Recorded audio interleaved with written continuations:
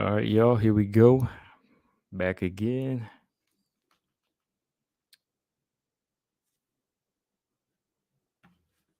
Okay, let's see. Got a few of y'all in here. So let me go ahead and get this thing situated so we can rock. Okay, let's see. 1, 2, 3.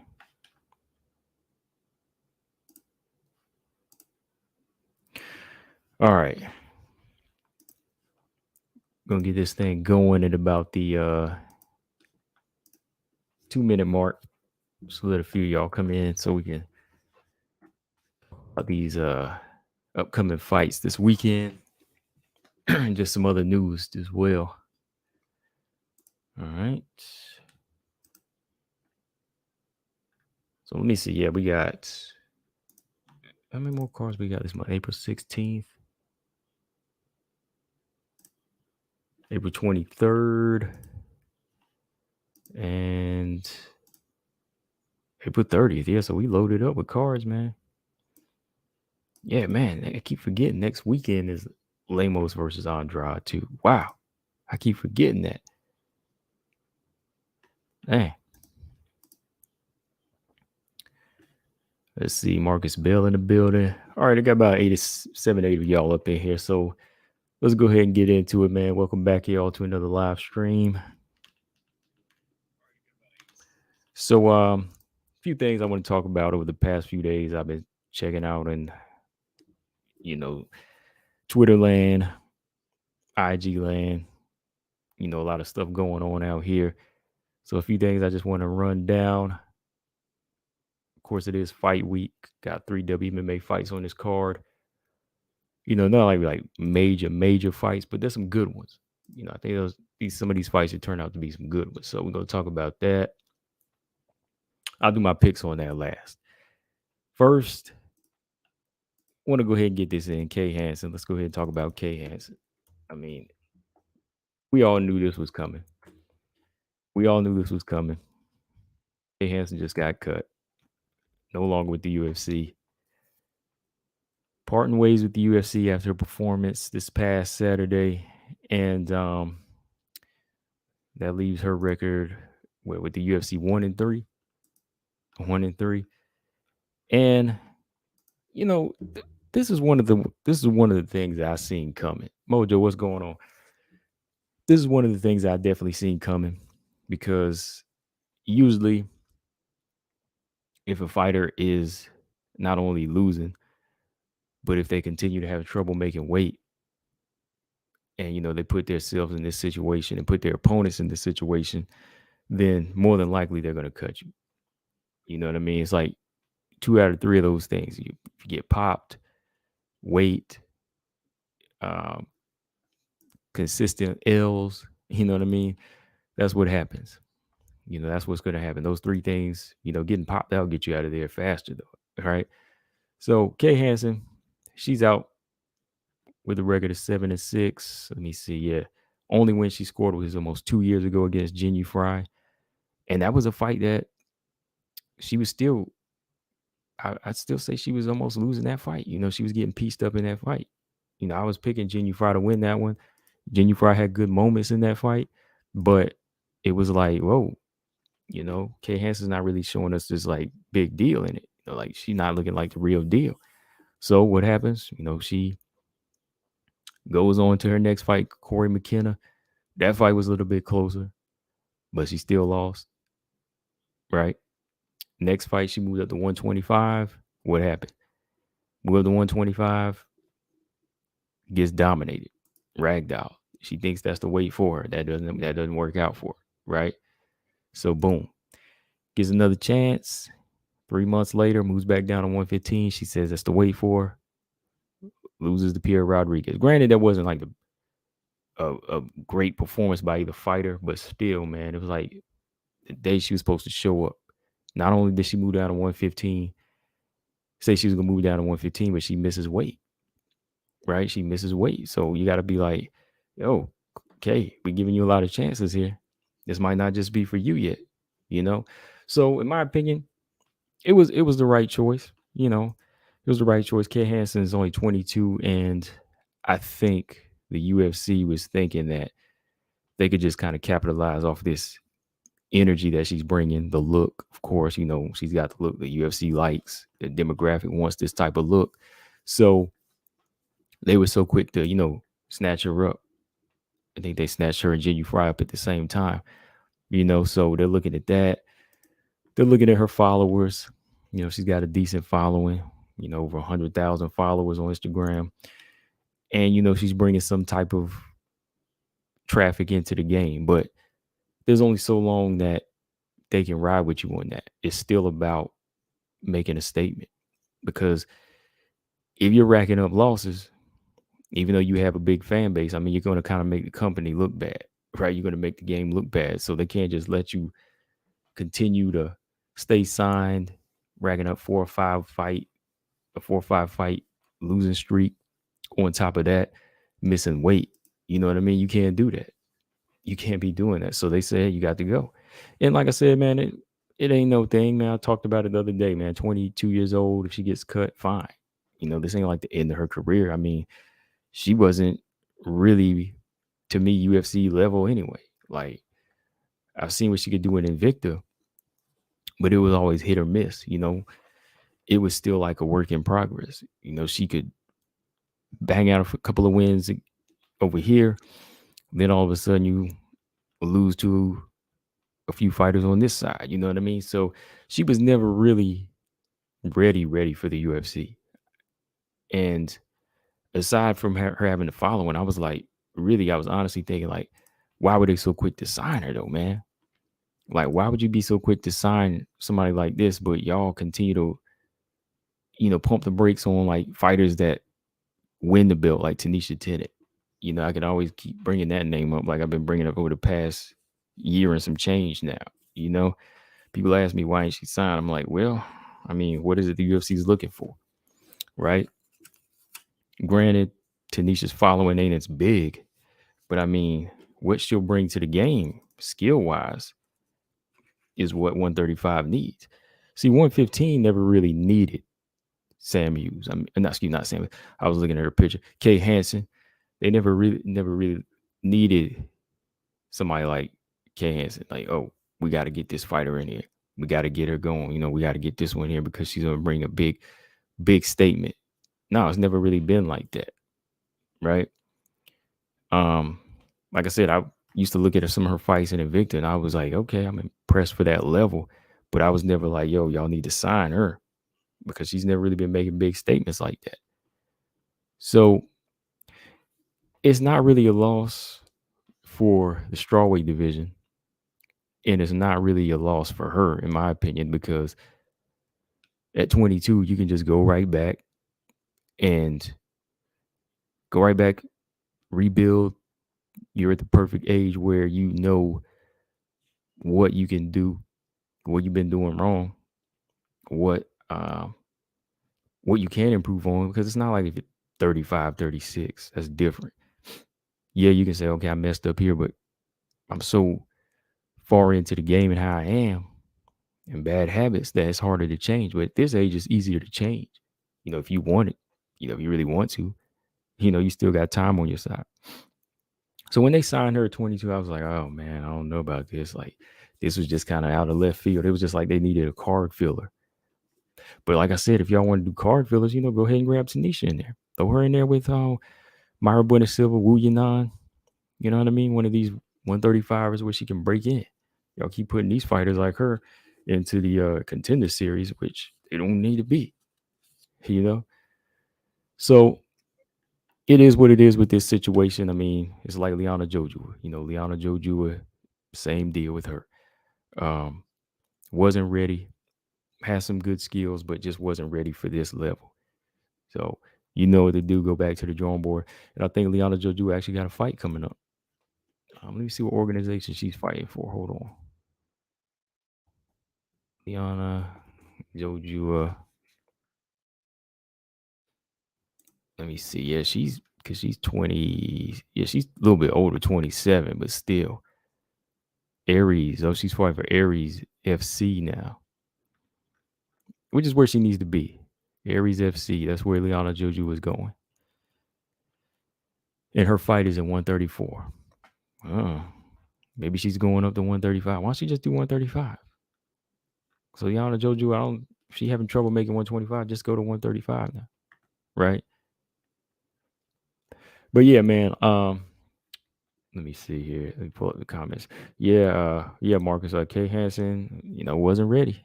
Just wasn't ready. Yeah.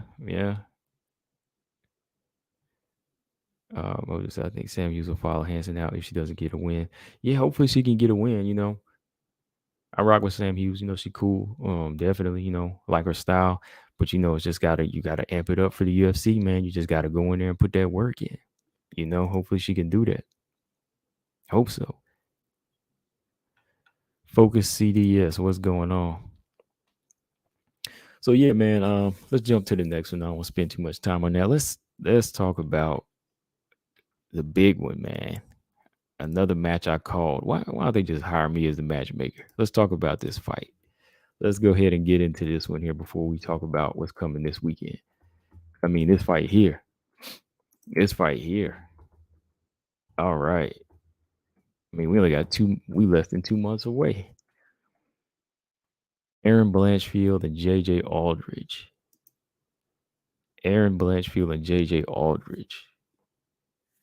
It's going down. Let me see for what card, June 4th, the UFC Fight Night. Let me see who's the main event on this card. Ige. This is the Ige card.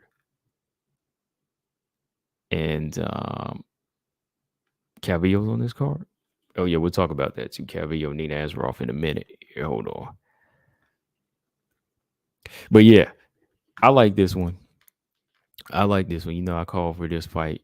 It's the one. It's the real deal. Because it's time for JJ Aldrich to get a top 15. At the same time, for Aaron at 15, there's really nobody higher that's available. So go ahead and take this fight. It's experience. It makes sense. And I think that both of these fighters are really, really on a big, they got like a big burst of momentum right now, especially Aaron. I mean, Aaron got that dominant win over Miranda Maverick too, man. That just had me like, wow, I didn't see her winning like that. Like like I said before, I could see her. I could have saw her winning definitely, because I even said that in Invicta before. It was always tied up. MJ, what's going on? I've always said that it was kind of tied up, like between them, but I didn't know it was gonna be like that. I really did. MJ said Cortez versus Gatto. Oh yeah, I like that one. I talked about that a while back. I'm definitely gonna bring that one up again though. I favor Gatto in that fight, definitely. I mean, I'm not counting Cortez out, but I like Gatto. I like Gatto in that one. Gatto is training hard right now too, man. I've been following her. Gatto is training hard. MMAR, what's up? He says, so is Cynthia still fighting at flyweight? Apparently so. Apparently she is. I don't know. I guess she is. But yeah, JJ, I think JJ, on her. Oh, hold on. JJ Aldrich ain't on the 3-fight win streak. I said that the other day. She's on a 5-fight win streak, right? Oh, let me see. Her on a 5-fight win streak. She definitely deserves the top 15. I usually say 3. No. She ain't. She's on the 3. It's 3. Whoever wrote this article said Aldrich is riding a 5-fight win streak. Let me see who wrote this article.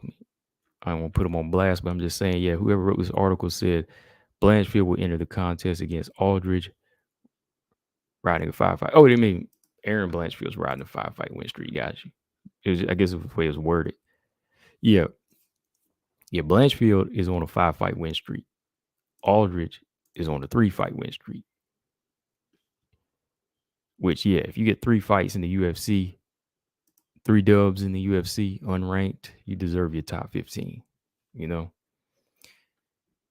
And Aaron is the perfect fight, I think, for her to enter at. I mean, style wise, it's going to tell us if she has the IQ and improved counterpunching abilities to go in there and shut down this pressure and ground game of Aaron Blanchfield. Aaron, I was looking on IG, was looking a lot slimmer. I used to think she was a little bit thicker because she was about to fight at 135 at one point, but she almost looking like a strawweight on IG. Let me see. She's a 5'4", 68-inch reach.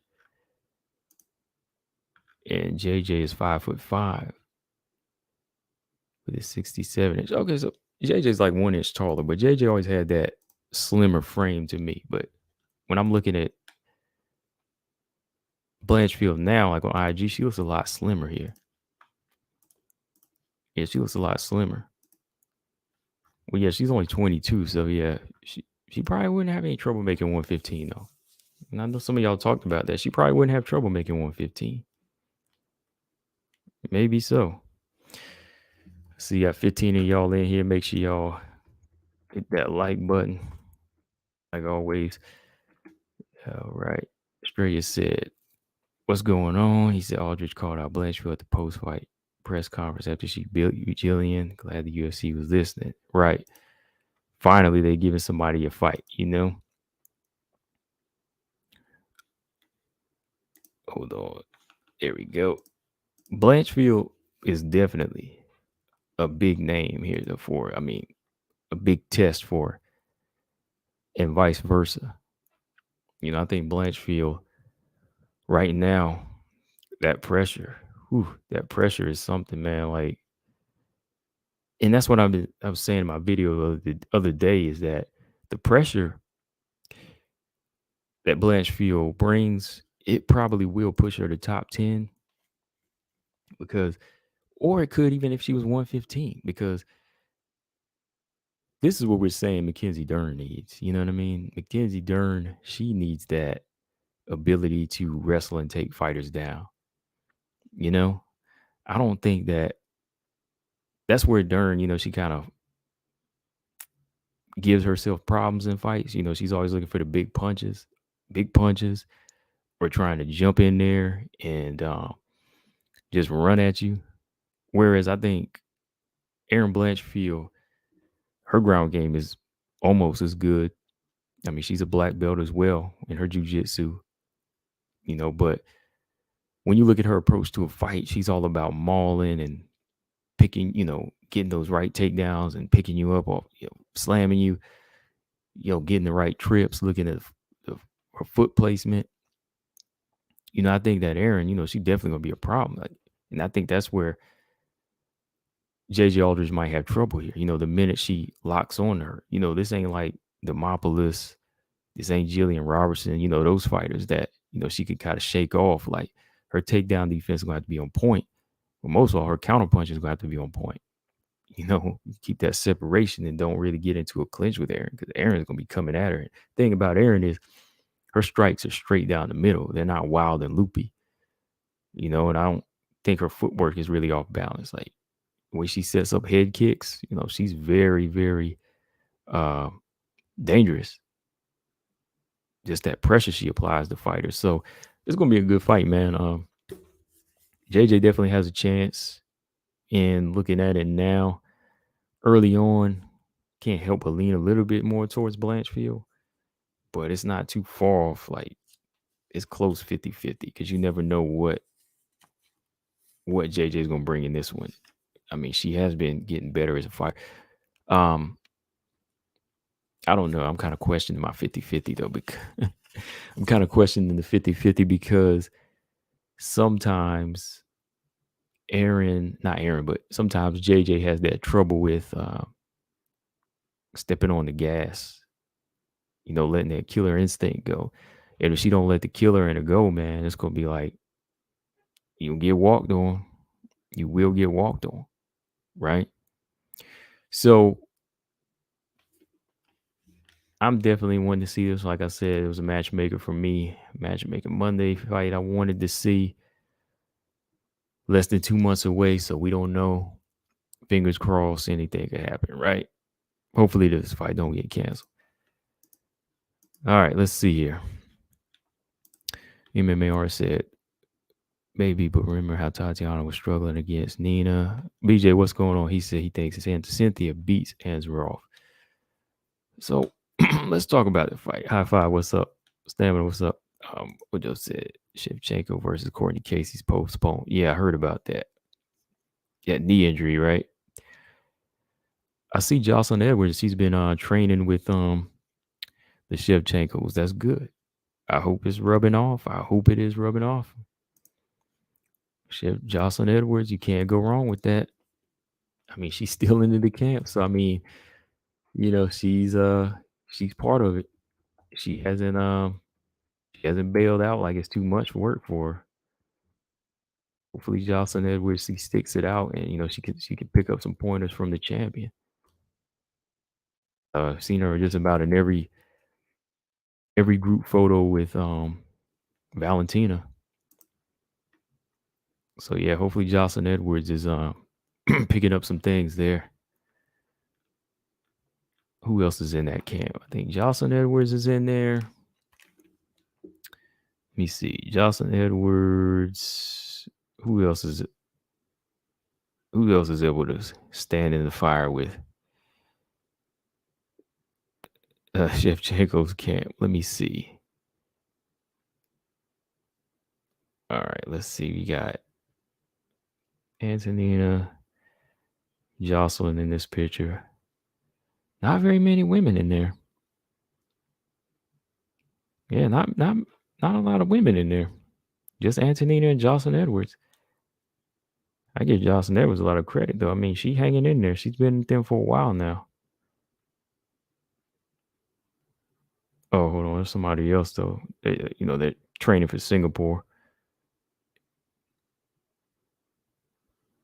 Like one or two in that camp. But either way, I mean, they're working, man. They're working. I like it. Like I said, I like that. That's the only way you're going to get better. I mean, really, like iron sharpens iron. So, you get in there and get your work in and don't bail, even if you start getting beat up. I mean, that's how it's going to be in there with Valentina. So, get it in, get it in.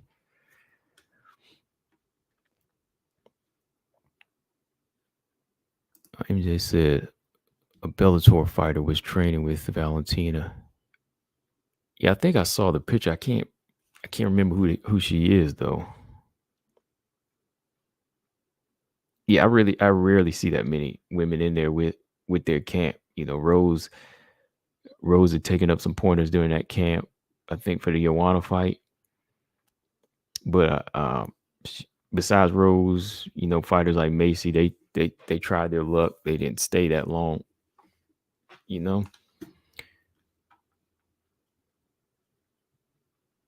High five said, who's got fighting Grasso next? Andrea Lee is fighting Vivian Araujo.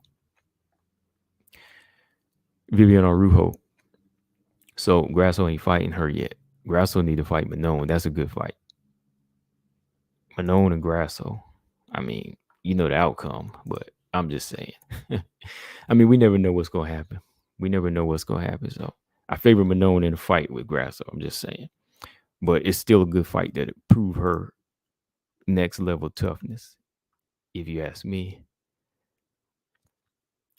But I want to go back down to 115 here, but now I got to stay at 125, man. Let's talk about this fight. Cynthia Calvillo and Nina Anzarov. What's going on, y'all? It's going down at 125. What happened? This fight was supposed to be at 115. Bad because now Cynthia Calvillo misses out on a ranking because Nina Anzarov is still ranked, right? I mean, she dropped down, but she's still a ranking, so that would have been a perfect fight for her to get back in the mix. I mean, I know Andrade's moving that back down, but let me see. Yeah, Nina Anzarov is still number 6. So that would have been a good fight. That would have been a good fight for her to get back in the mix. Why are they going? Why is she going back up to 125?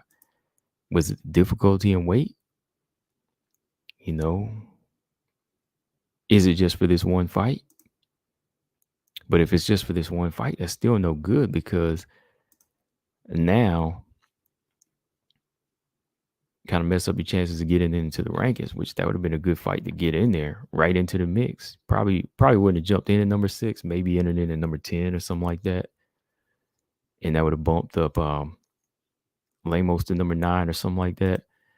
I guess that and Nina Ansaroff has been out now for almost a year.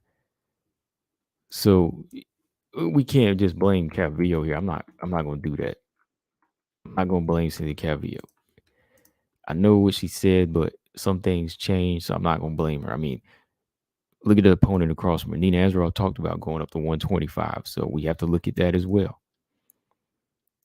You know, I know they still have Nina Ansaroff locked in, but Nina Ansaroff said she wouldn't fight at 125 as well, so maybe it's something she agreed on. Yeah, Ravioli says she can't make more than 15. Yeah, that might be the case. It might be the similar case like Kay Hansen. You know, Kay Hansen said she was going back down and she missed weight.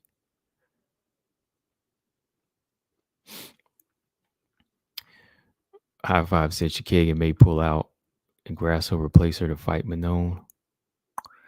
No, Chikagan's fighting Ebos. High Five. Chikagan's fighting Ebos.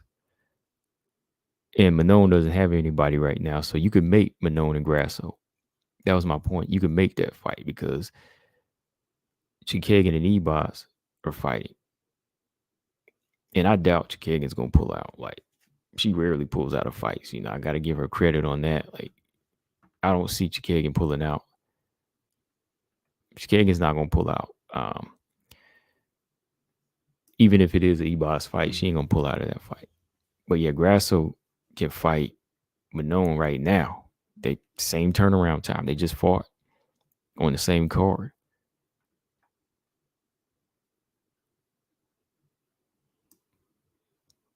MMA Art said it must be tough for Cynthia Calvillo to make weight. I guess so, man. I don't know, man.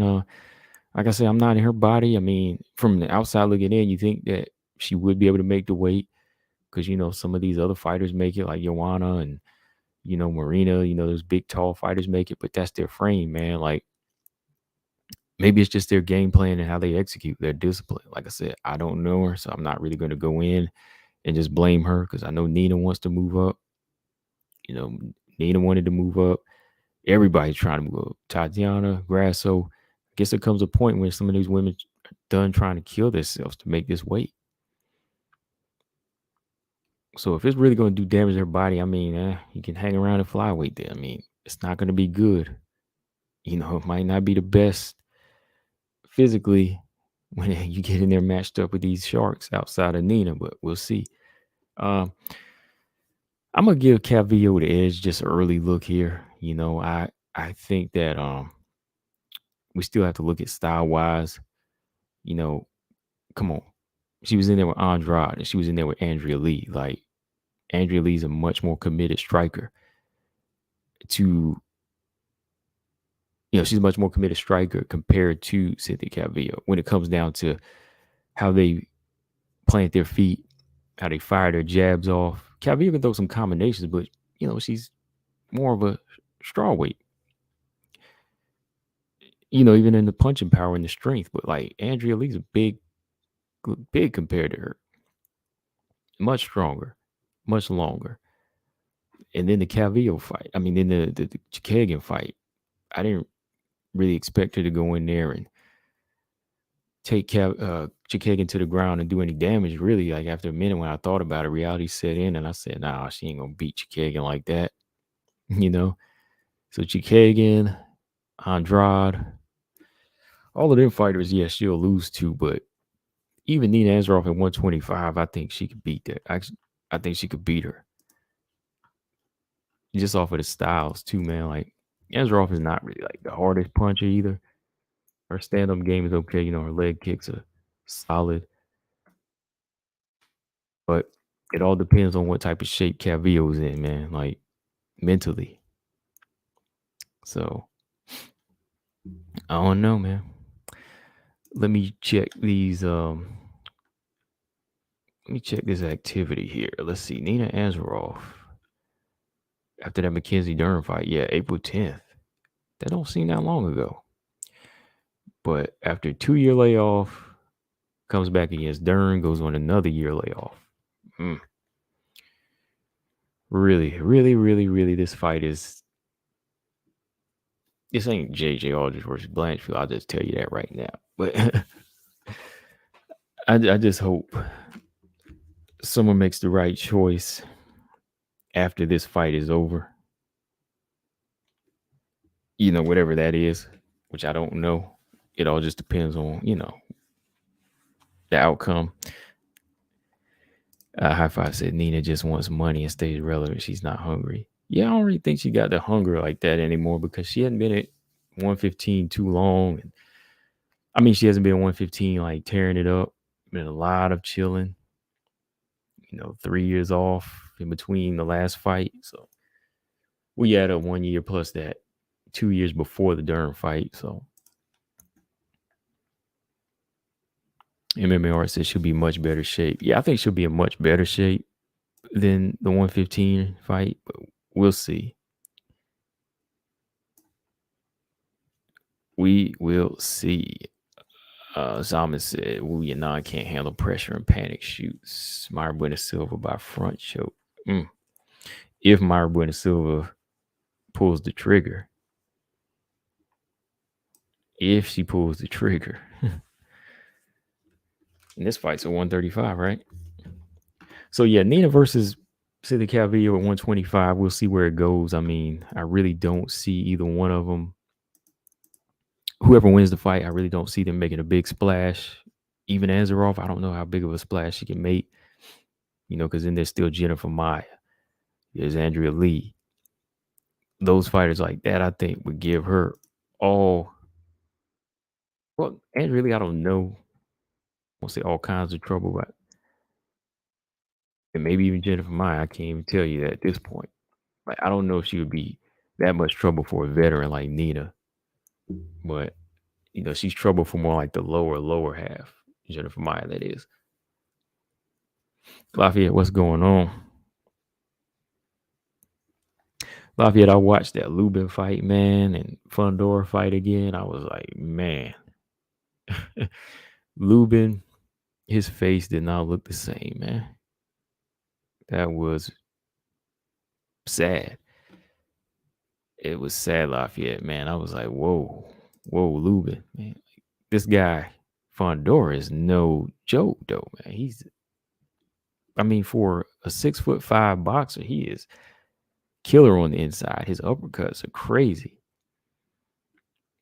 I literally thought like Erickson Lubin's nose was like jaw was broken. Probably. He probably need reconstruction, facial reconstruction.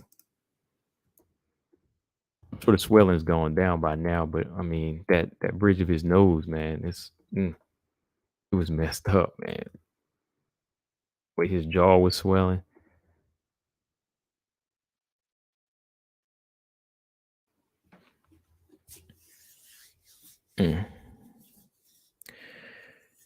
Let's see.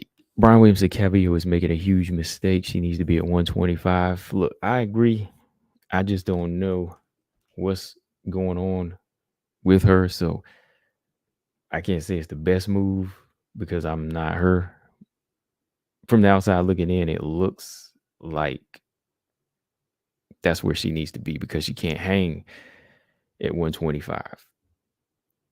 For me, I'm saying like Calvillo, maybe you need to be at 115, but I don't know what it is in the camp or what she's dealing with physically that makes her have trouble.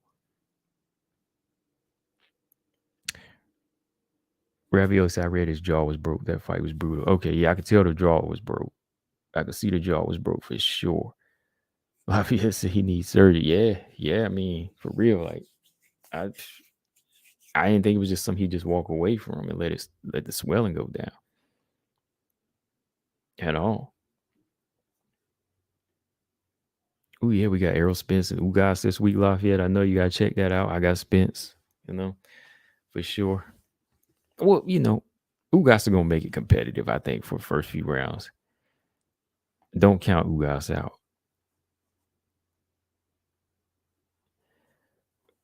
Juliana Velasquez should come to the UFC and fight Casey O'Neill. Casey O'Neill or Courtney Casey. Or you mean Juliana Velasquez? Shoot, she the champion. She ain't coming over here. She ain't coming to the UFC.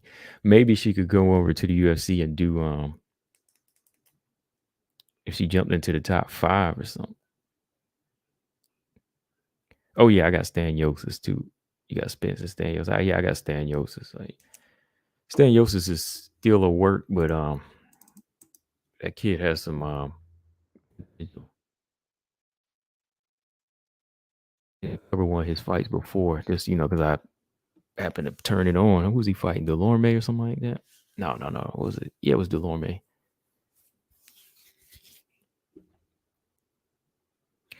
All right. So Cavillo Azaroff, now that it's at 125, I'm not as interested because I wanted to see Cavillo, see if she could get back in at 115, get back in the rankings and go from there.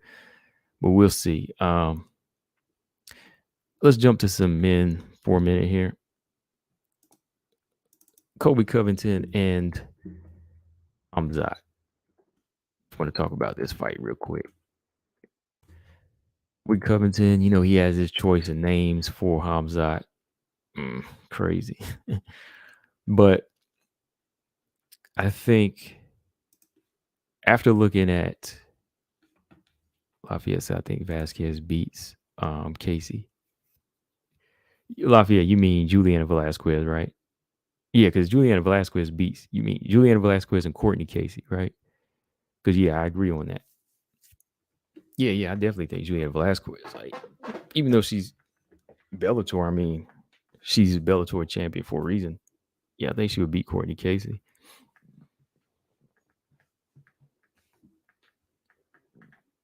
Manon versus Juliana Velasquez would be a good fight. Okay, so Colby Covington and Hamzat. After looking at that fight between Hamzat and Burns, I know everybody can say, look, Burns won the fight. I'm actually surprised a lot of people think Burns did win that fight. I mean, well, I won't say I'm surprised a lot of people feel he won. I think I'm more surprised that people can't see where he lost the fight. Yeah, that makes sense. I'm kind of surprised that people don't see where Burns did lose the fight. I know he was, had the big gash, he was bleeding and everything, but Burns, he got in some good work, but I think Hamzat, he had better control and kept up the better appearance and was able to win the fight with that type of aggression. I mean, Hamzat showed us he can hang. He showed us he can go in there and bang. He's tough. Of course, adjustments will need to be made the more he moves up. Well, I mean, he's already up there now, but I mean, when you get up there with like Kobe and Usman, you can't be taking that approach. That's easy work for those type of guys. So with that being said, Hamzat had, I think it was Hamzat and Kobe. Well, Kobe had went on record to say, look, or was it Hamzat? I think Hamzat went on record to say if he beats Burns, Dana was looking to make this headliner. He was going to make Kobe versus Hamzat if Hamzat gets by Burns. So I think we pretty much already know that this fight's a go. Granted, if Hamzat doesn't say he wants to take a step back, and I don't think he's the type to do that. So Hamzat is now in that realm. Like Burns, he's the truth. He's been in the game for a minute. He's a solid grappler. He's strong. He had everything to give the guy trouble. But I mean, now you're in there with the best of the best. I mean, Kobe, even though he dropped 2 fights to Usman, he's giving Usman his best. And then you guys say Usman is the best right now.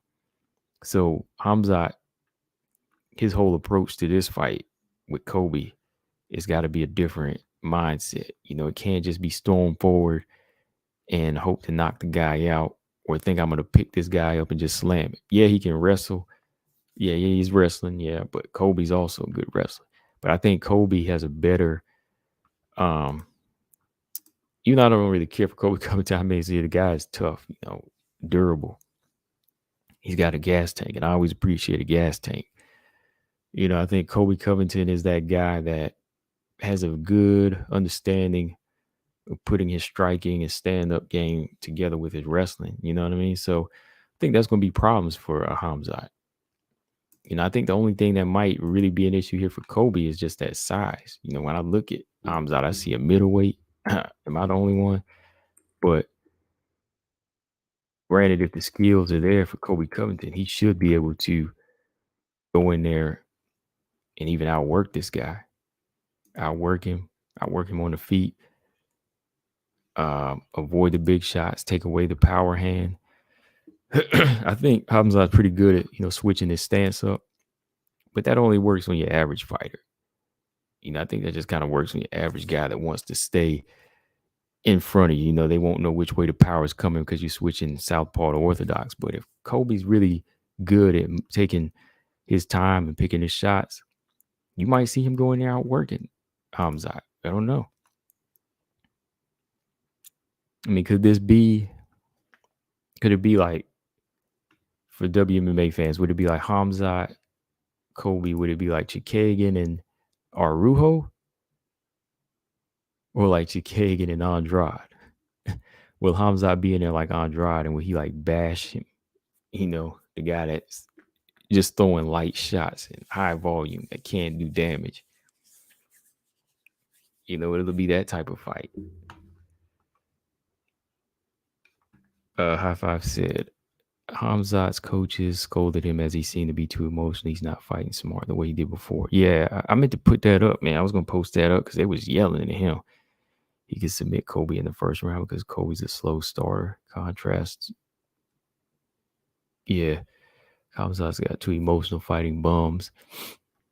If he gets emotional fighting bums, or like lower ranked fighters, like you say, I think Kobe can bring out the emotion in him.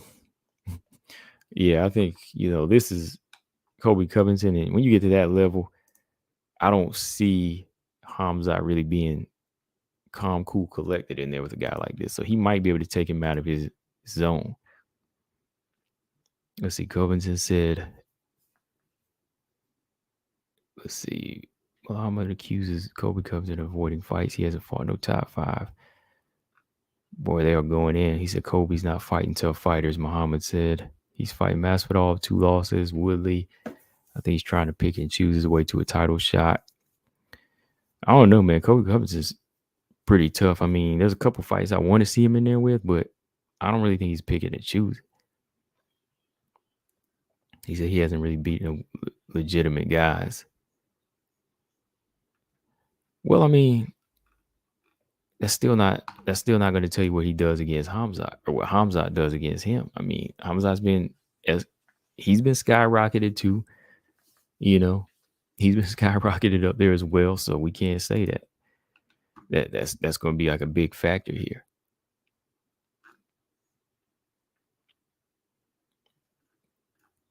Because I mean, Kobe's been talking a lot of mess, but yeah, we're gonna see if he's ready to back it up though, as well. Like, is he ready for that? Let's see. The latest, Kobe Covington working on a new UFC contract. He doesn't think he deserves to earn less than Jorge Masvidal. Let's see what he's working on here. So he's trying to get the bigger money for all of these fights now. Trying to find can't find that one article I was reading earlier about this. But yeah, I just think, Hamzat, he's really going to be in for a good fight here, man. He really is. I mean, I can see Hamzat winning, but I can see Kobe winning this fight. I think where, Kobe fails most of the time is when he stands in front of you, start trying to go in and trade, or he starts taking big shots, or he stays in the pocket too long, and you stay in the reach of Hamzat, you're gonna have problems. Either being taken to the ground after big shots, being taken to the ground and getting mauled. But if he can fight a smarter fight, fight at a pace in spots, he could win. But 5-round fight, the more I think about it too, it's gonna be a main event. 5-round fight. Hamzat, he's got that relentlessness about him, got that power. He's gonna be looking to do damage in there. But this is what he needs, man. This is what Hamzat needs to, if he really want to be the best, get to this level. If he can win, then you know what that means. He can go in there and fight Usman next. I don't see him beating Usman, though. I'm ready, though. I'm ready to just see him go ahead and make this fight with Colby, though. Hamzat said Colby's like a male version of Juliana Pena. His mic skills beat Hamzat, and he fights. He might ruin Hamzat's emotion. Okay. Ravioli said Kobe will be in Hamzat's head so bad. I mean, yeah, I think so too, man, because, he has that ability to do it. And his voice can be annoying. When he looks at you, he's annoying. So you can't help but kind of jump out of your element and want to rip this guy up, you know what I mean? With no technique. So that's where he thinks Hamzat's going to fail, just by staying in his head. I mean, guys like this. Running Reed said Usman is mentally and physically strong. That's why Kobe couldn't beat him. I think Usman got in Kobe's head. Yeah. Stamina said, I favor Kobe versus Hamzat in a 5-round, and I need to douse my keyboard and bleach after typing. It's hard. I mean, 5 rounds is tough, but I could see it too. I mean, Kobe would have to take those rounds, those 3 rounds where he outlands him very carefully to not get caught with big shots.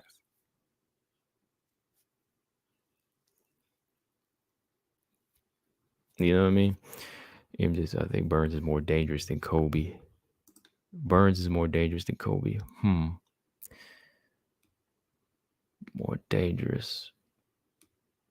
I think to a certain extent, Burns is more dangerous than Kobe, but I think Kobe might bring more of a not a danger factor. I think Kobe might bring more of an ugly style in there. Like Kobe might bring more of the cerebral element in there, the more psychological element that'll take him out of his game. Like Kobe might not drop him, but Kobe might put some skills on him that kind of take him out of his game. Like Burns more of a danger in the fact, I think, of being able to submit you or knocking you out or doing damage that way. But I think Kobe would bring more of a cerebral element there that Hamzat, an emotion that Hamzat's not ready for.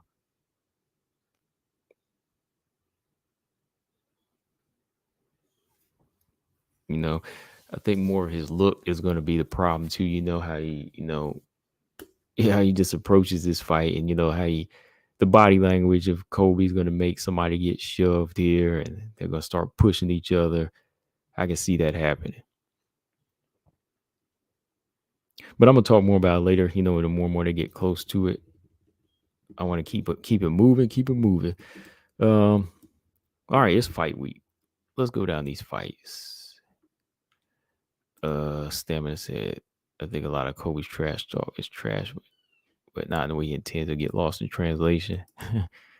Him just said Burns almost KO Usman in their fight. Burns is very explosive, well-rounded. Yeah, he did. He did. I don't know why Usman was trying to stay in that pocket like that. I mean, yeah, he caught him, man. He caught him good. Okay. Sam Hughes, Estela Nunes. Estela Nunes lost her UFC debut. She was coming over from a long layoff. She was over in 1FC. She was in 1FC for, I think, a while back. Then she came over for Ariana Carlosi. I think Carlosi stopped her. I think, right? Let me double check. Estela Nunes. I think I picked Estela Nunes to win that fight because I was looking at her more entire in her striking.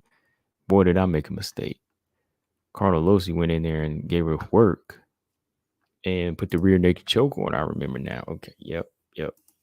So she's coming off a loss. Before that, she was out of the game for 3 years. 3 years. Wow. That's still news yet. Last fight, she was a 1FC fighter. She fought Angela Lee. Angela Lee submitted her in 1FC. She beat Mei Yamaguchi. This was all back in like 2017, so a lot's changed since then.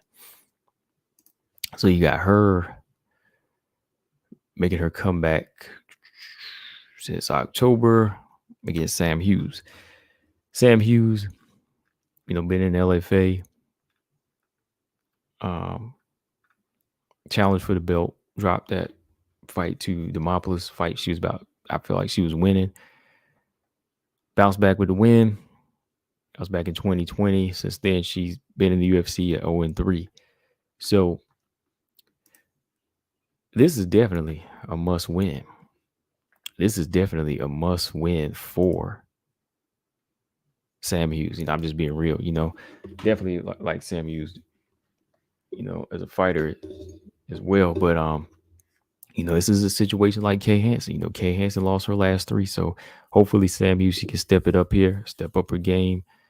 Pull the trigger. I mean, Tisha Torres, that's a tough first fight in the game. That's a tough first fight, especially on late notice. Loma Labuni, another experienced fighter. I think she started to get into a groove with that fight, won like 1 round, because she did start to get in a groove late in that fight. Luana Pinheiro, I thought she won that fight. I know a few people thought she won that fight. I think that she's really starting to find her momentum now. And sometimes it takes fighters that, that type of period of time. But now is the time to make sure she can get it, because I don't think there'll be room for it, another one. So this 4th time will have to be the charm for her. And Estela Nunes brings that pretty good stand-up game, but I think Sam Hughes, I'm going to pick her and Sam Hughes in this one because I think she's a little bit more patient with her striking. Sometimes it takes too long to pick it up, but I think she knows that this is to be the fight where she has to let her hands go and pick up that pace. Good jab, good leg kicks.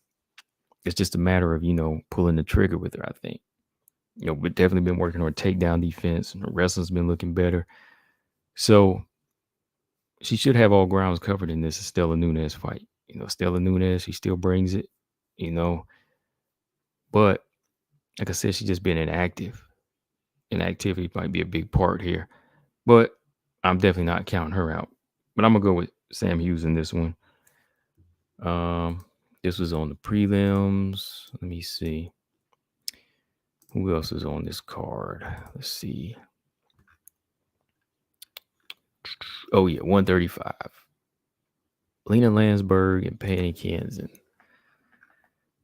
Who do y'all got in this fight? I'm gonna go with Penny Kianzad in this fight. I think Lena Lansberg definitely brings, the experience, good clinch work, but I'm kind of factoring in the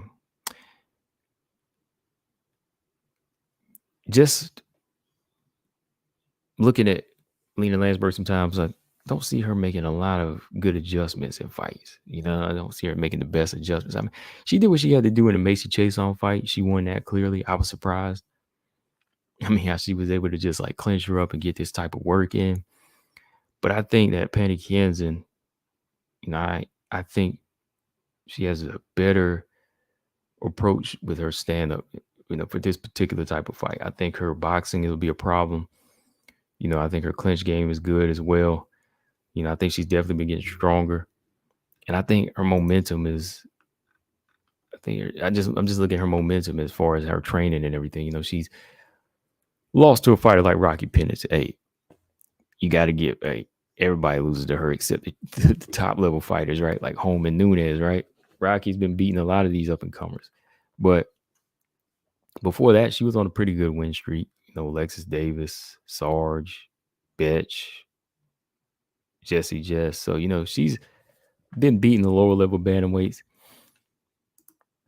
But she's gonna have to be prepared though. Like those fighters, I don't think bring the same experience as or like hardcore experience as Lena Lansberg, in my opinion. But I think she can make adjustments and win this fight. I mean, Lena Lansberg, she's still hanging in there, 40 years old as well. So I'm not counting her out completely. I'm not counting her out completely though, man. Yeah, I'm gonna go with Panty in this fight. Fojo said the battle of the Swedes. I think Panty wins this one. Yeah, I think she does, but don't be surprised. Really? Really. Let's see who else got Panty. Stamina got Panty. Kianzad. Okay, Brian Williams said he's rooting for Sam Hughes. Yeah, I was saying he wins this fight. I do. MMA Art said Lena Lansberg is so entertaining. Lena Lansberg was like Beck Rollins to me. I keep getting them confused. Like if her hair wasn't long and brown, if she had short hair, she looked like Beck Rollins. Like, because one day I was looking, I was like, is that Beck Rollins?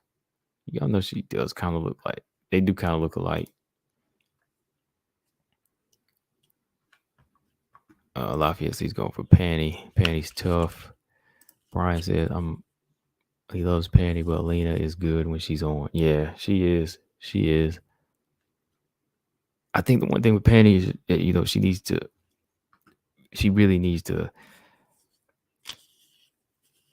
jump to a plan B and adjust every now and then. I think it's a problem. Like sometimes she'll stay and she'll fight another fighter's fight. Like when she fought Rocky's fight, she probably could have beat Rocky, but she chose to fight Rocky's fight, like a dirty box and then the clinch. And Rocky was just like pinning her up. So yeah, Lena Lansberg, she can pin her up like that. So she needs to be out of that. She needs to make it rangy. Make it rangy, man.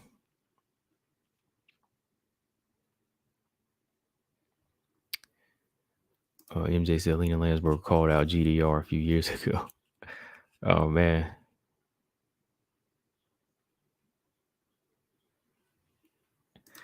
Mojo Panty, just stay out of the clinch and avoid elbows. Yeah. You avoid those elbows, keep it moving. She should be fine. Brian would sit back with his girl. Yeah, they look alike. I mean, they do. It's not just like a little resemblance. I literally thought that was Beck Rollins right there. I almost thought they posted up the wrong picture of Lena Lansberg. Beck Rollins and Bret Hart are about to run it back too in BKFC. Now that I bring her up.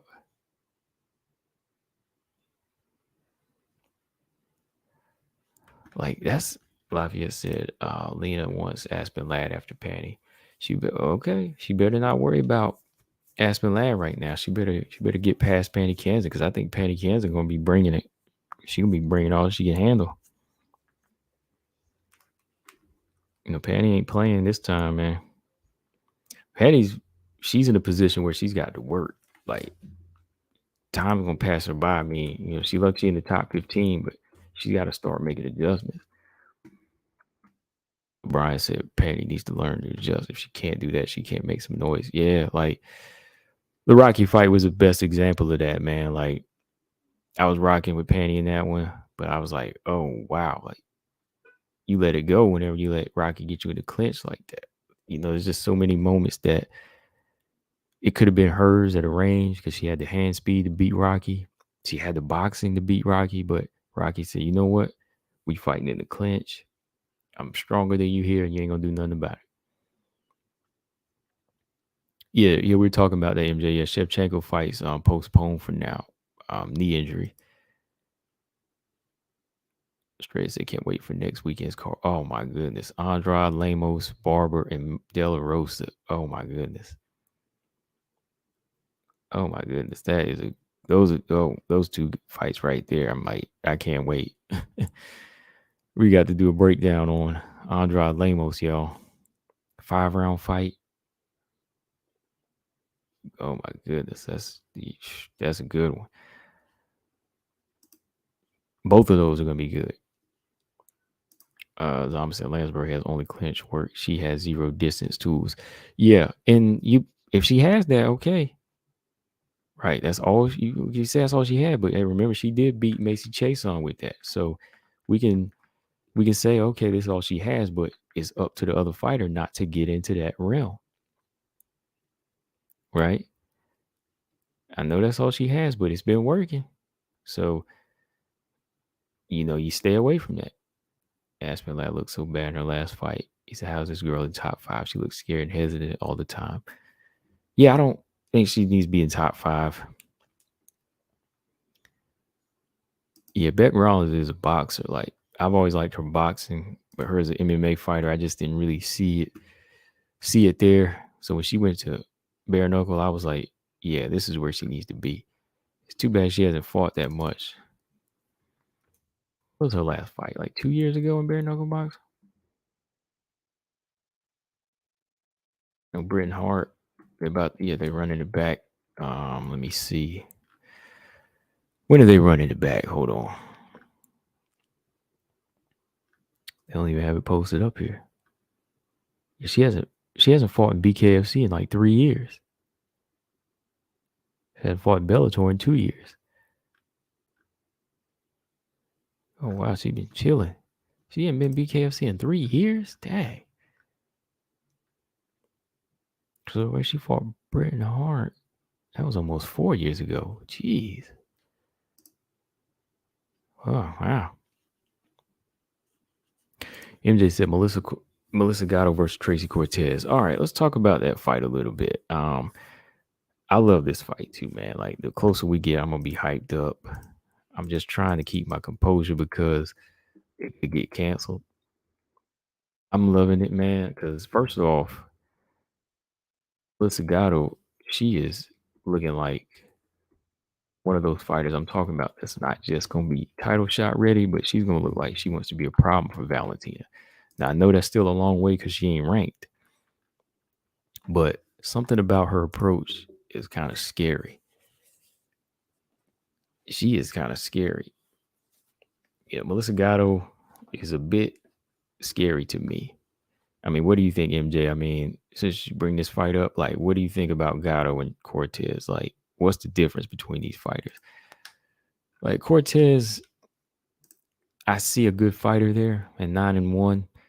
I see a good fighter, solid. I think she's solid, wrestling. Still a lot of work that needs to be done there. I mean, she got some good wins. Don't get me wrong. I'm gonna look at her resume right here. Got some good wins, but she hadn't really like finished anybody since, I want to say, like back in 2018. So she knows how to win, but Melissa Gatto, she knows how to dominate, and that's what's scary. That's where they kind of differ. Like Tracy Cortez, she ain't undefeated. She like one loss, but she's very, I won't say predictable, but I think not really.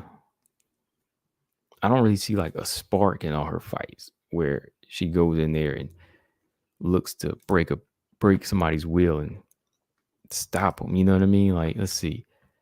Like, could she beat Melissa Gatto? She probably could. Like, she could probably edge her out, like she's done a lot of her fights. But I just see Gatto with a different approach, where it's like everything she's throwing, every move she's making is to make sure that she comes out on top. Whether she's throwing those hard push kicks, or she's fighting you in the clinch. It's not just to buy time, or just kind of skate by with a win. No, she's trying to make a statement. Let's see. Tracy Cortez, she beat Justine Keesh. Okay, that's okay. That's a good win. Experience. Stephanie Edgar, that's an okay win. Well, that's Vanessa Mello, Agapova, Aaron Blanchfield. Close fight. I went back and looked at that, and I thought Aaron could have took that fight. That's why it was a split decision. So she got a good resume now. But like I said, like, a lot of these are decisions. So, she's fighting very close fights here. But when you look at Gatto, Granted, Gatto hasn't been in the UFC as long. Let me see. Body kick, stoppage. Leonardo, of course, they had to retire her because of her broken arm, but she was still dominate. Before the UFC, Carol Rosa, she finished her. Before that, she got an arm bar. Some of her fights are kind of let me see, not much info on them here. You probably have to really dig deep, get research on these fights, but y'all get where I'm coming from, like with Melissa Gatto. Like, maybe been, 3-4 years ago with some of those fights, but her approach hadn't changed. She's still very, very, very, very what's the word I'm looking for besides dominant here? Just about her approach. There's a kill switch there, and there's also like a assassin approach, if you will. MJ said Melissa Gatto will stop Cortez. It'll be tough. It'll be tough to stop her, but she probably could. Gatto's not a fighter to play, but she is relentless. Yeah, Straya said Cortez isn't aggressive enough. She needs to let herself go more. Gatto will be too big and too strong for Cortez. I think she'll be strong. I don't know about too big because Cortez does, I won't say she balloons up, but she does kind of teeter between 135 right now. Let me see. She's 5 foot. Cortez is 5'5", and Gatto was 5'5". She looked a little bit taller than 5. I mean, like 5'6", 5'7". And she's lean muscle, so yeah, she's definitely stronger. As Zaman said, she is stiff and she's about to get exposed. I like to see who is going to expose her, though. I mean, yeah, you already caught yourself right there. Yeah, Cortez ain't going to do it. But I don't see her being like stiff.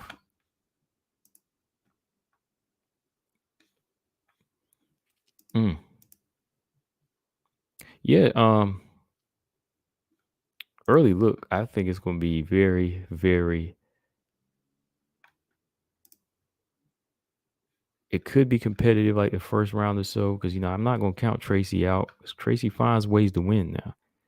She'll find ways to win, but I think if Gatto is what I think she is, she might go in there and just shut down that will to win and break her down and, focus on that body. Like, I think her stand-up will be very effective against Cortez. Like, you can say she's stiff, but I think that's striking, body kicks, push kicks, it'll work. Cortez might try to make it a dirty fight here, scrappy on the inside, but I think Gatto's gonna be ready. She'll be ready to take this thing to the ground and use her grappling. Wow, man. UFC 274 is loaded. That's where this fight's taking place. I mean, we're gonna be treated to a heck of a card that night. I mean, the first fight, it might change the order, but on the prelims is Cortez Gatto. So we'll get that fight first. Cortez Gatto. Then we'll get Lupi and Carnelossi, Macy Chason and Norma Dumont. So we jumping all around flyweight, strawweight, featherweight, back to strawweight with Rose and Carla. So it's going down, man. Wu Yanan and Mayra Bueno Silva. Let me give you my pick on that one. I'm going to go with, I don't know. I mean, I'm not really like delving too deep into this fight here. I just really want to see what Mayra Bueno Silva can do. 135. What? This is 135, right? Let me make sure.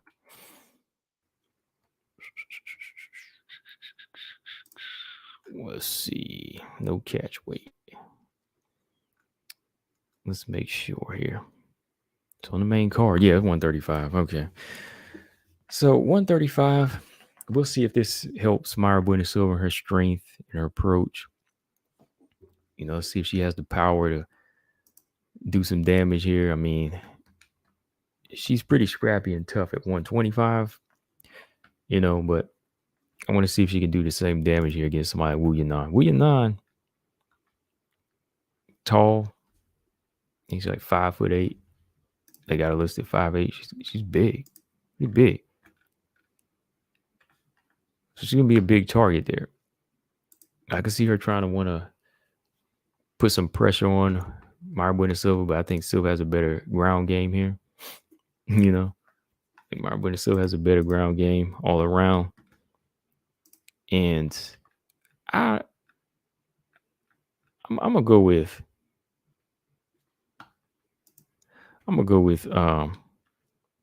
Marbuena Silva by submission in this one. I think Marbuena Silva is gonna be ready to take this thing to the ground, and she's got something to prove. Like I said, I'm not really like breaking this one down, and I just want to see Marbuena Silva go in there and see if she can do something. I want to see if Wu Yanan can put herself back on the map as well, because where's Wu Yanan been, right? Since who she fight last? Oh my goodness, who she fight last? Let me have to look it up. Jocelyn Edwards. She fought Jocelyn Edwards almost a year ago. So I just really want to see at this point if she can just stay afloat in the UFC. MMA Art said Joanna versus Weili is at 275. Then it's going to be 3 rounds. Valentina versus Santos will be the main event probably.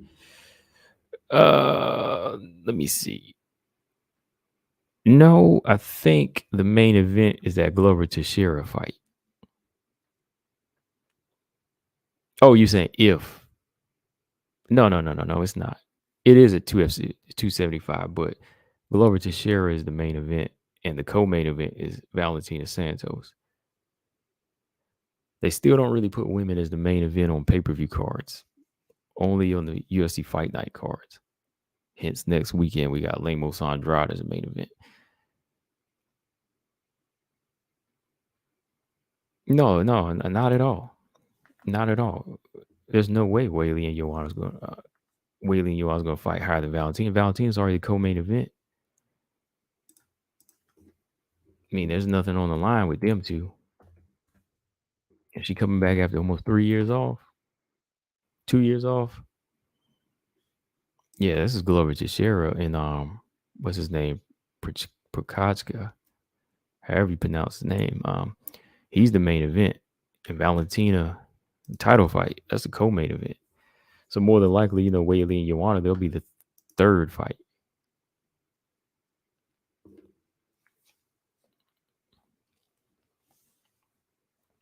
Mojo said Marbuena Silva need to quit that goofy stuff she did in the Manon fight. Yeah, I know. Yeah, like she do, man. Like she got to quit that stuff, man. Like bring some, bring it. This pretend it's like your last go round. But they're gonna cut you if you're in there playing. I hope she does, man. I hope she goes in there and does something this time. Wu Yanan might be on the verge of getting cut, though. I think, she's more like a 2-3 fight losing streak as well.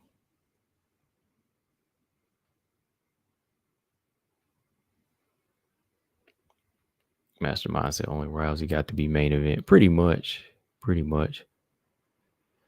Yeah, and Amanda Nunes, yeah, like, and if Dana White is still doing what he said he's going to do, then he's not going to ever make her a main event again. Like he said back whenever, the Valentina fight didn't take place right away. He's probably not going to make her a main event again. So I really don't see, it don't seem like they want to. I mean, I would like it if they made Valentina a main event. I would love to see that. Rose and Carla would be a nice main event for a pay-per-view card. But, they still checking their demographic. They're going to say, nope. I thought Joanna Weili, the first fight, was proof that women could be main event for pay-per-view cards. I mean, that Yoel fight and Izzy fight, that was put me to sleep. I was like, let me go ahead and watch Joanna and Wei Lee run it back. You know what I mean? Let me go ahead and watch that fight again.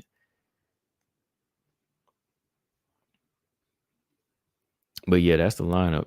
Teixeira, Prochaska, Teixeira, Prochaska, Valentina, and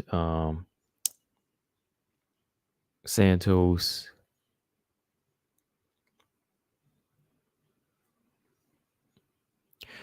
Straya said Maverick called out Aldrich, didn't she? Maybe UFC should book Maverick versus book Eubanks. No, she never called out Aldrich. They trained together. They never called each other out. She called out Meatball. She called out Molly McCann, Straya, which they might be making that fight, I think. She said on her social media not too long ago that she said she was going to fight a short notice fight pretty soon, but that person didn't want to fight her. She didn't say who it was, but she said she answered the call for a short notice fight for either next month or for June. And the other fighter turned her down. They said, no, I don't want to fight her. So I don't know who that was. But yeah, Maverick and I know Aldrich, I think they trained together, I think, still, but she never called Aldrich. I was Meatball McCann. I would take the Meatball fight before I take the Eubank fight. I know I mentioned the Eubank fight before, but I think style-wise, Molly McCann, that would be a better fight.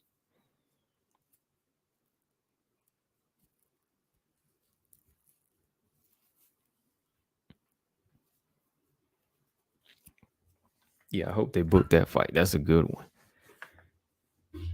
That might be her chance to get on like a co-main event or a main card with Meatball over there in Ireland or somewhere, like another Patty Pimblett card, right? She playing it right though. I mean, she get on like one of those cards with Meatball and Patty on it. That's good promotion. Smart move. So let's see. This weekend I'm gonna go with Sam Hughes, Mara Buena Silva, and Panny.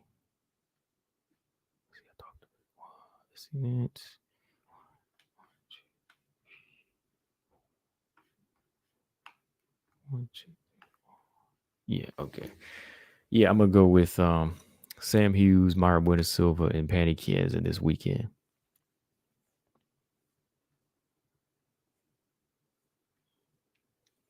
Early look too, man. I think Calvillo might be able to beat Nina Ansaroff, even if it is at 125.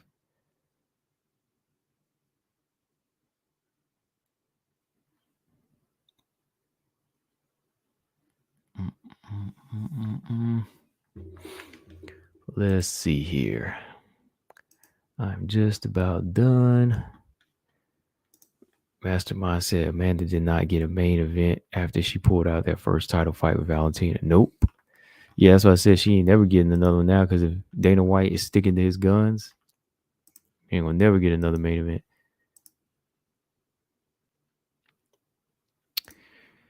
Let's say if Juliana Pena wins the rematch, will she ever get a main event? Is she worthy enough to get a main event?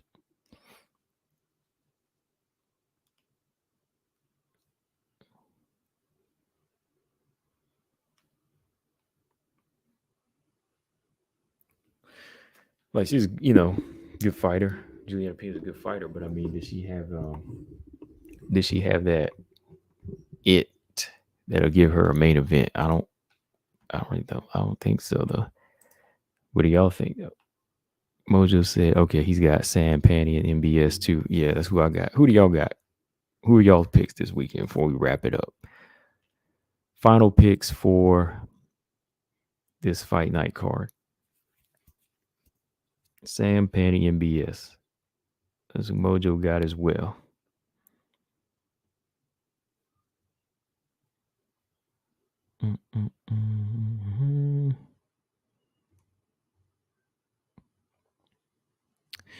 Let's see. I'm looking at some comments while y'all are making your picks. Okay, my Aaron JJ video. Ben said Aaron by submission / TKO ground and pound in the second round. Dang.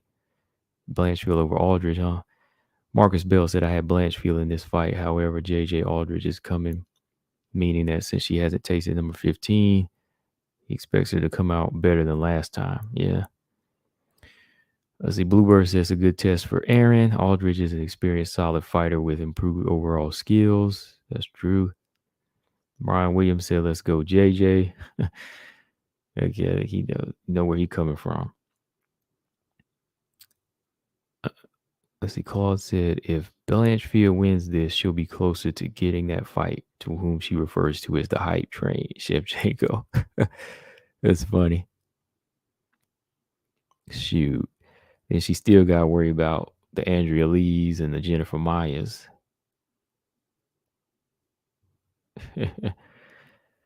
Okay. So I was just reading some comments on another video. Okay. What do y'all got here? Stamina says Spencer and Rocky were both main events. They sure were, weren't they? They both were 5-round fights. Wow. I forgot. MMAR said if Pena beats Amanda, if Pena beats Amanda, which she will, GDR is next in line. I don't know if GDR coming right back. Maybe GDR going to take another fight first.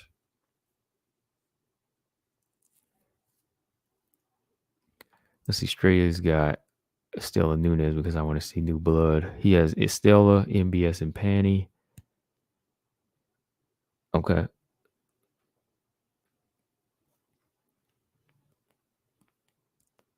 MMA Art said Joker Valentine is the best female MMA fighter ever existed.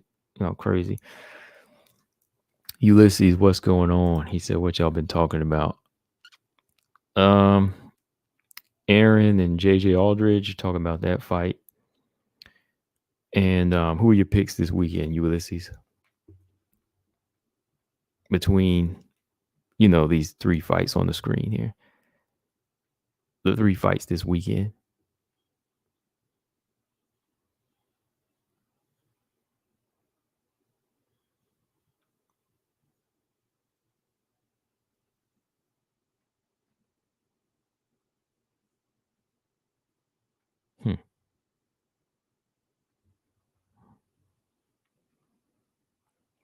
Let's see.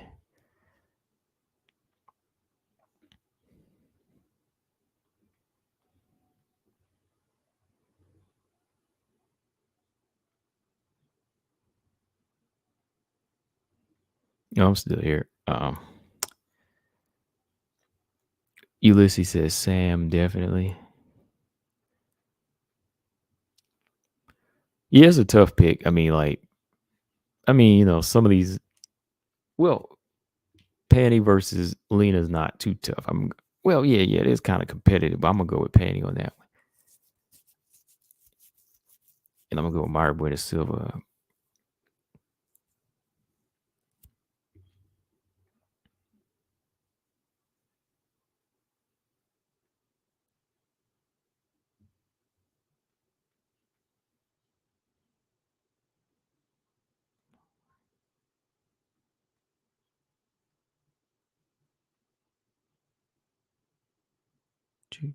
Okay.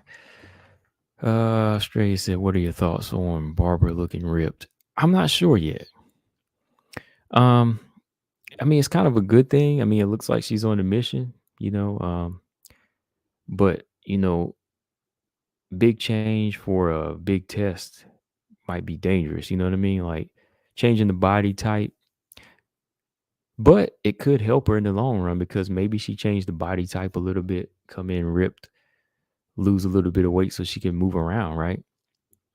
Maybe that's one of the reasons why, you haven't really seen her execute a lot of things on the ground. Her wrestling hasn't improved. Mackenzie Dern did it, right? Fighters are different, but she's got to take a chance. She's got to take a chance. You got to make a change. That's the only way you'll know if it works or not. So I'm for it. I'm definitely for it. I definitely would rather Macy come in looking ripped than, like blubbery. I'm not saying she ever really has come in like blubbery or anything like jiggling, but it's better that she would come in ripped because at least she's been working on her diet and she's focused.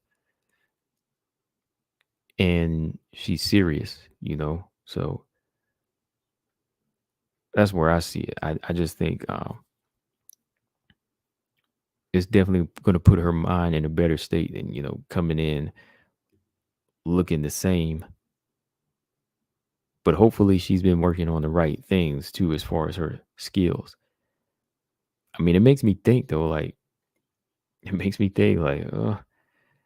she might be making the right changes, man. She might be ready to go and execute. 'Cause she gonna be losing the top 15 spot if she don't go in here and perform against Montana. I mean, Montana's gonna be ready because she's looking to take this spot. Oh yeah, we got Cyborg and Blanco next weekend. Well, shout out to Blanco. I mean, Blanco she already about to fight her 2 times.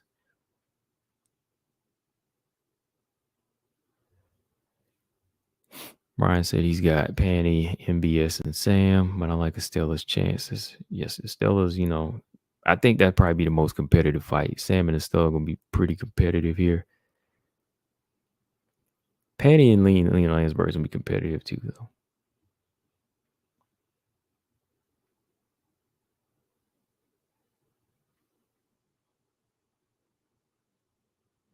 The Joker, what's going on? He said GDR already beat Pena and she can do it again.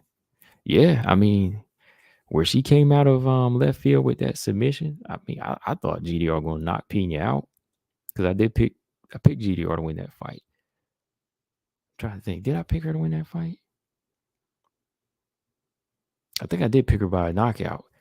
So when she won in the fashion that she did, I was like, wow. I was surprised.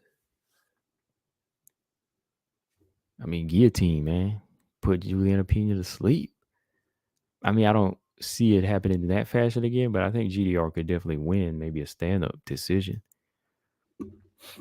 Stamina said she looks good. Macy, that is best she's ever looked, but the same pre-fight look didn't work out too well for Misha. Right. That's why I said we'll see. I mean, it's been working for McKenzie. It depends. I guess it just depends on the person and how they got there, how they got that weight down.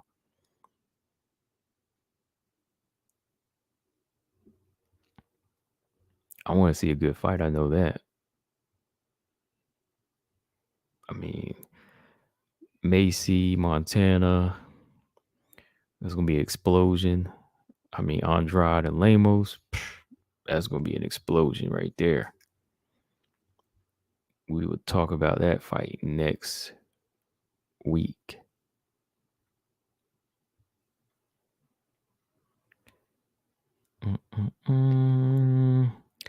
Let's see. I'm looking at Instagram. Poyana Mateo. She's been staying in shape. Hopefully, she can get back in the mix. Ulysses said Barber 2.0 is coming. Who do you got? Barber or you got Barber or De La Rosa in that fight? I can't help but pick De La Rosa. Let's see. You got Jasmine Jazzy Vicious versus Natalia Silva on June 18th. Natalia Silva. Is she already in the UFC? No, she's not. She's not in the UFC.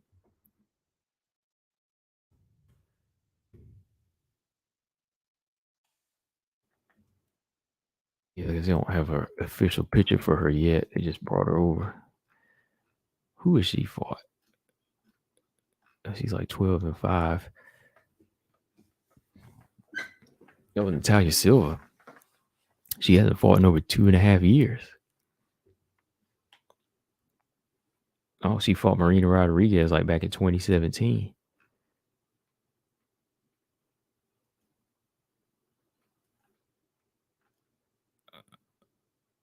Well, this is a growing fight for Jasmine. I think they're doing right. They're not trying to put Jasmine in there with like a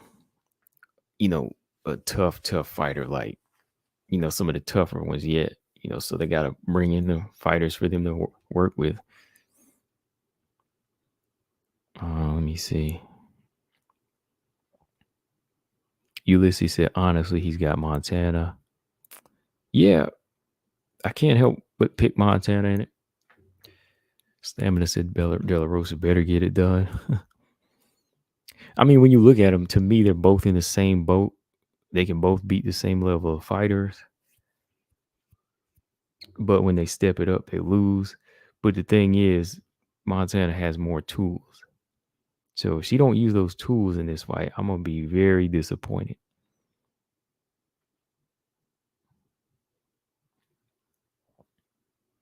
More in a, not like a fan manner, but in a manner of just like knowing somebody has more and they just don't execute.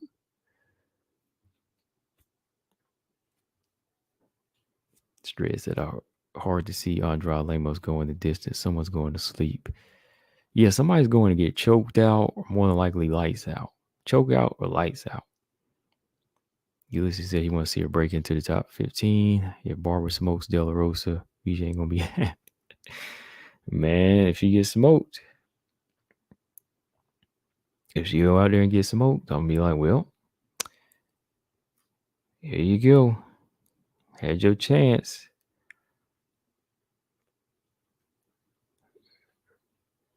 Let's be real though. Montana can't go standing in the pocket with Macy Barber. That's not wise. I know she's big and she has power of her own, but there's a thing called defense and moving your head. That's why I would not recommend her go in there and try to trade with Macy. Macy's always got that equalizer, y'all.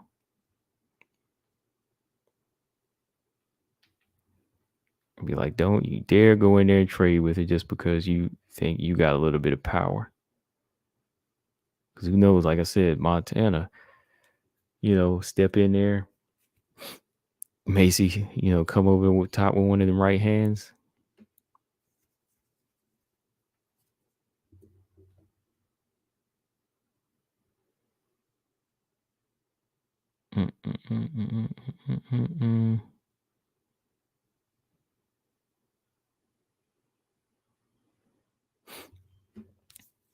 That's gonna be a good fight, though.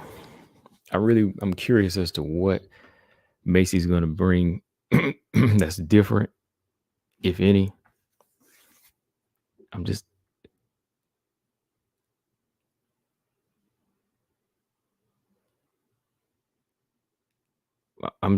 really curious as to like what element Macy Barbers can bring that's gonna make me say, "Wow, she's ready."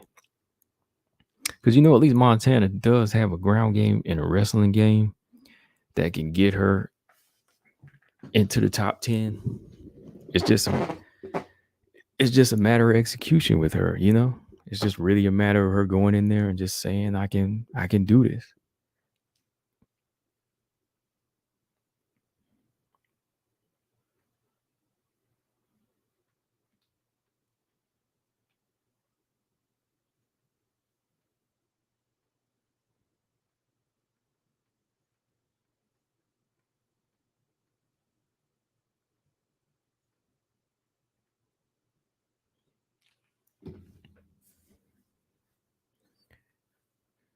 Zalman said if Macy is stronger in the clinch than Montana's done.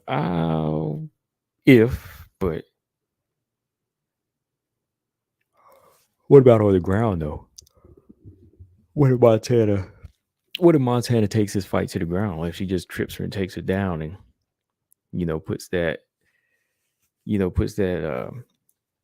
strength and that weight on her. Like Montana's just not about fighting in the clinch. I mean, she'll fight you. She'll want to go to the ground with you. So I think if she feels Macy's strength, she'll in the clinch, she'll probably just say, "Oh, let me take her down." So it won't be like completely over. Brian said, "I'm pulling for Montana, but I'm also curious to see Macy 2.0. Couldn't stand her personality, but I had to love the fighting style. Macy, she hasn't looked that confident in her last 2 fights." Yeah, I'm not really like I mean, I definitely like her fighting style, but yeah, I'm not really like big. I wasn't really big on the personality.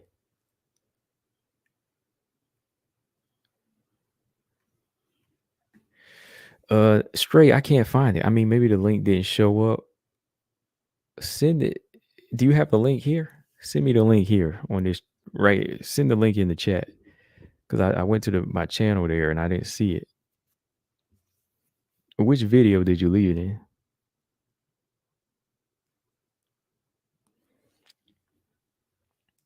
Yeah, Montana, I think.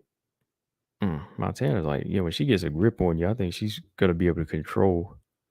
Like if she could just get a body lock and from the back and hold on, she could take Macy down there, and that's where the trouble starts. Because when I see like what Alexa Grasso did on the ground, Montana should really have no problem. Because Montana is heavier, stronger, more of a wrestler, loves the grappling. Mm-mm.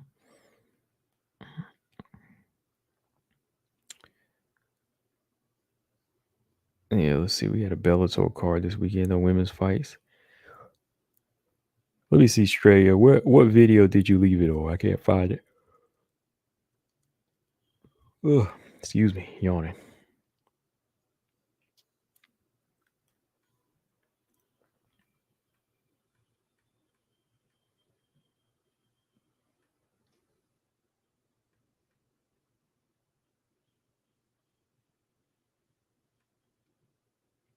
Oh, okay. I see. I see. Yeah. Anytime you send links, I think they delete them. So Ashley Sims and Chanel Dargan. I'll look at it. I see. Yeah. Ashley Sims. Oh, crap. I can't spell. Wait a minute. Ashley Sims, Chanel Dargan.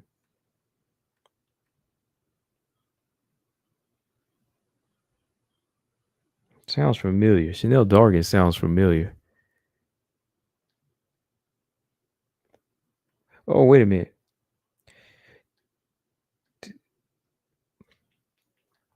Was this a knockout? I'm gonna watch it. I'll probably watch it and do a video on it because this looks like it's about to be good. Okay, I got it. Thanks, Straya. I got it now. I'm gonna watch it and I'm gonna talk about it.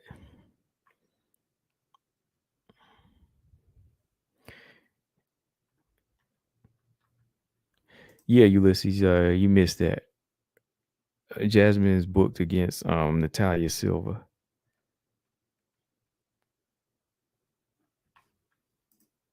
So Natalia Silva, she's a newcomer. Man, that's what I'm saying. Like, you sign these newcomers. What about Tanisha? Like, Tanisha's a champion. Zaman said, I just remember Macy's Montana's clinch and cage work against Myra Buena Silva. In my opinion, Bar was more dynamic in the clinch than MBS. I might go back and watch that. I mean, she was disappointing in that fight. I'm gonna go back and watch that myself now. Montana's clinch against Myra Buena Silva in that fight. Some of that fight was a blur. I remember Myra Buena Silva grabbing the cage and getting deducted a point in the first round. But you think Barber is better in the clinch than Buena Silva, and Buena Silva had more success. Okay, I'm gonna check it out though. I'm gonna watch that fight when I get off of here.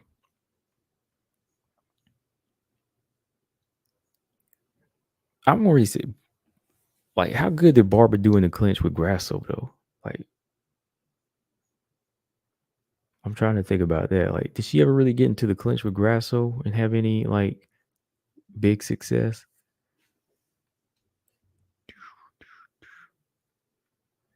Okay, so Ashley Sims. I'll watch this fight later.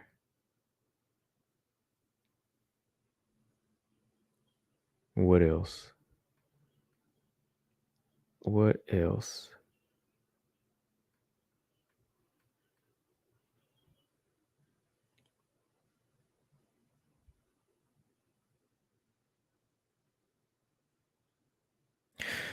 What else is going on, y'all? What else y'all want to talk about before I get off here? I'll go another 20 minutes and I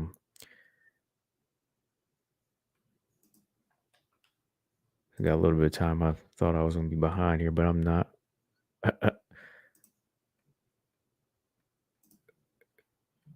Because I want to save some other stuff for next week, like Lemos and Andrade. We got to talk about that.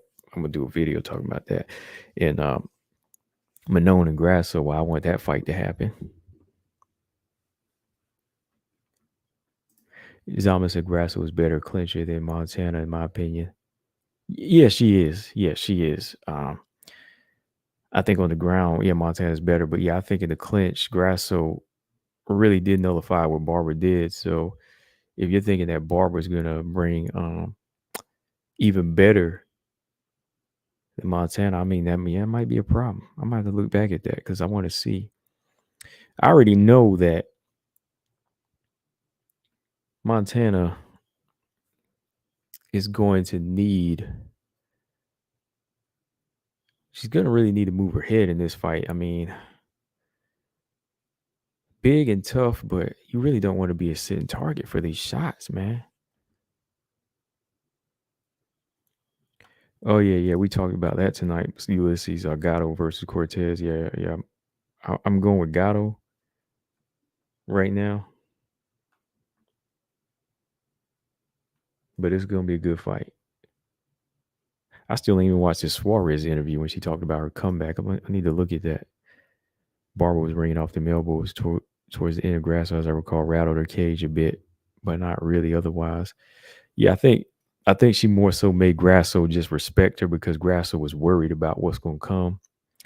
So Grasso took the round off and didn't go for the kill. Like Grasso could have counterpunched her if she wanted, but she didn't. Maybe check hooked her or knocked her out, but she was a little worried.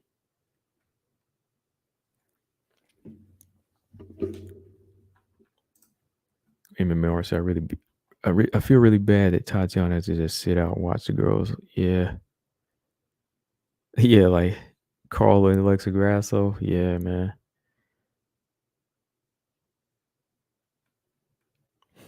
Yeah, I heard about that. Tatiana said Hamza was trying to wrestle her, man.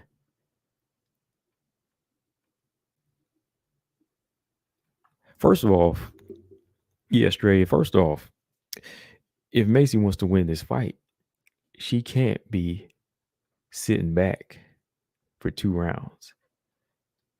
It better not give nobody no doggone robbery again here. To give somebody a gift here. You cannot sit back, even against Montana, and just do that.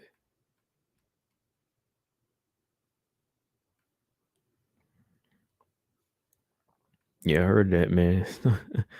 Somebody's in there trying to wrestle her in the sauna. Damn.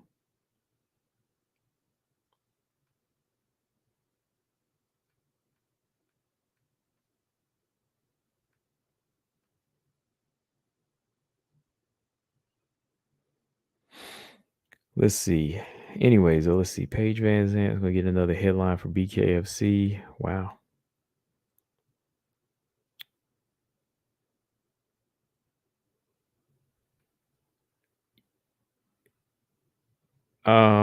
It's postponed, but it's not rescheduled yet.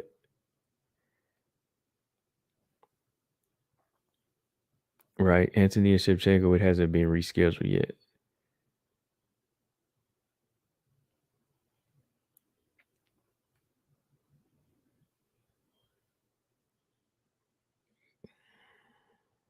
Oh, my bad. July 9th, sorry. It moved to July 9th. Yeah, I just remembered.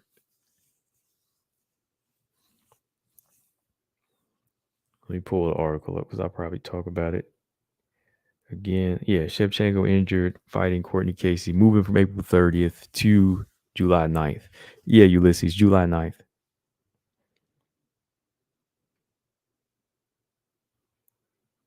Knee injury, I don't think there was any surgery yet. It just said she had to reschedule. Yeah, no surgery needed. And with physical therapy, my knee will be back in shape.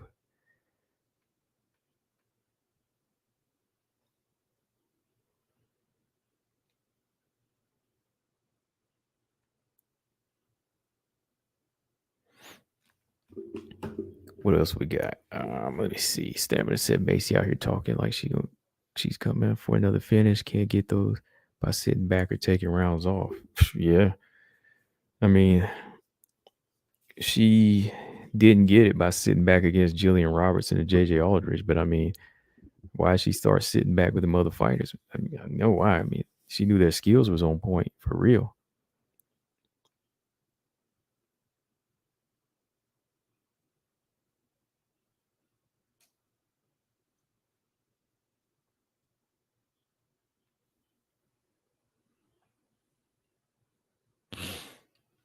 Yeah, Tatiana's pretty cool. I remember I said something in a comment section one time, make her bust out laugh. I forgot what it was we were talking about. It was like a while back.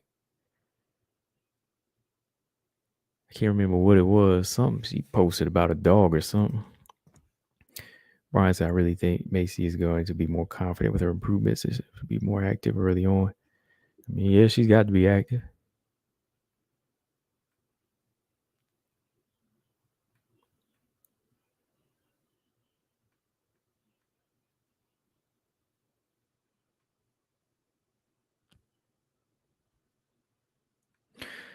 Yeah, I like Tatiana Suarez's personality. It was something she was laughing about. It was just funny. Like it was funny hearing her laugh about it because it was just like, what's I was like, what's so funny about it? I can't remember now.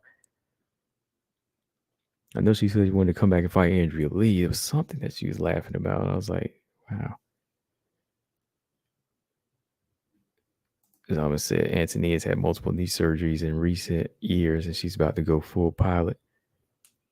Yeah. Yeah, I would love to see Tatiana. I had her beating everybody at strawweight. Except the one that was gonna be tough was probably Joanna. I saw her beating Andrade, but Joanna was gonna be a problem. Yeah, good vibes always, man. All right, Stray said he gotta go. Yeah. And I'm gonna check out that fight tonight. That boxing match you were talking about. I'm gonna check that out tonight. But I'm gonna go myself, y'all. We had a good chat here today. Let me see. So yeah, that's about it for me too, guys. I'm gonna get up out. I'm gonna eat something. I'm hungry. So, like always, make sure y'all hit the thumbs up if you haven't, and subscribe if you haven't subscribed. There's a road to 1,000. They make it tough for you, man. I can't wait till I can get there. I mean, like, I mean, you know, we get to 1,000 just so we have more WMMA fans and more listeners out there that enjoy the sport. But they make it hard, boy. I said we can get there. Definitely have a good show to celebrate it. But yeah, if you haven't subscribed, make sure you do that. Shout out to everybody in the chat. I'll catch y'all on Sunday after the fights. No fight companion this weekend.